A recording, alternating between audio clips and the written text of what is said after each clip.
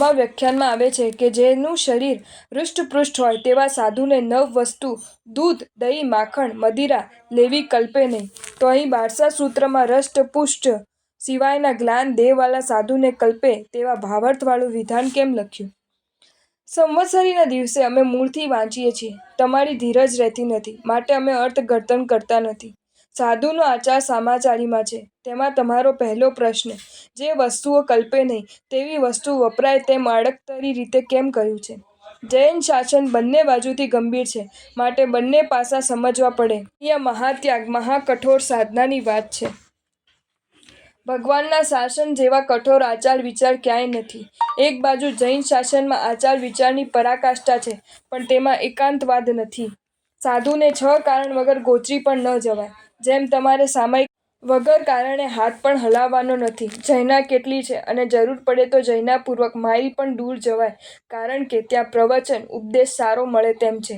તો ભણવા જવાથી સમ્યક જ્ઞાન, સમ્યક દર્શનની શુદ્ધિ થતી હોય, પ્રભુ ભક્તિ વિશેષ થતી હોય તો છૂટે ને? જ્યારે આમ તો એક હાથ હલાવવાની પણ છૂટ નથી, માટે વિચારજો. તેમ સાધુ માટે પણ વગર કારણે ખાવાની છૂટ નથી. અમે ટેસ્ટ કરવા, મજા લેવા ખાઈએ તો પાપ લાગે, તેમ દૂધ, દહીં વગર કારણે વાપરવાની ના છે. પણ જ્ઞાન, ધ્યાન, તપ, ત્યાગની આરાધના કરવા તથા વિશેષ શાસન પ્રભાવક ધર્માચાર્યને શક્તિ વધારવા માટે વાપરવાની છૂટ છે. તેથી દૂધ, દહીં કારણે વાપરવાની છૂટ છે. તેમ મહાગંભીર પ્રસંગ આવે તો એમાંથી 9 વસ્તુ વાપરવાની છૂટ આપી છે. તેમાં દારૂ લેવાની વાત આવે છે, તે તો ઔષધ તરીકે કદાચ લેવું પડે.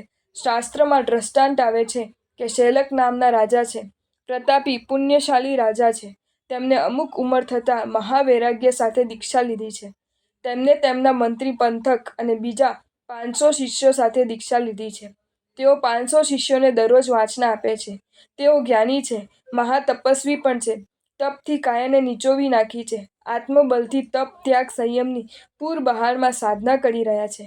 પણ આમ અતિ કઠોર ચર્ચા કરવાથી તેમને પેટ ભયંકર રોગ ઊભો થયો.